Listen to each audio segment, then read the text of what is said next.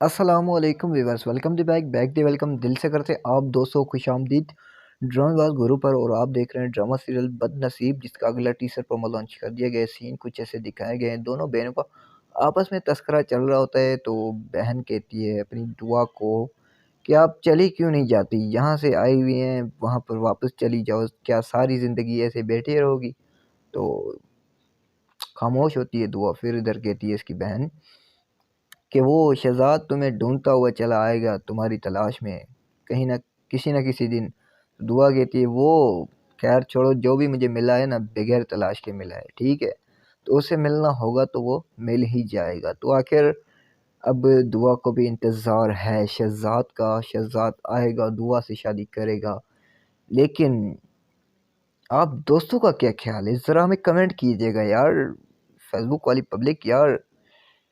तो बताइएगा ज़रा, शहज़ाद आएगा क्या, दुआ से शादी करेगा या नहीं? अपना राय का इज़हार कमेंट सेक्शन में कीजिए। अगर वीडियो अच्छी लगती है यार लाइक कमेंट शेयर करना भूलना। यार एक छोटी सी रिक्वेस्ट करते हैं, रोज़ाना मतलब आप दोस्तों को रोज़ कहते हैं, तो इसलिए हम बोलते हैं यार जाएँ यूट्यूब चैनल को सब्सक्राइब करें यार, दोस्तों के साथ शेयर करिए, फेसबुक पेज को फॉलो करें यार, दोस्तों के साथ शेयर करें।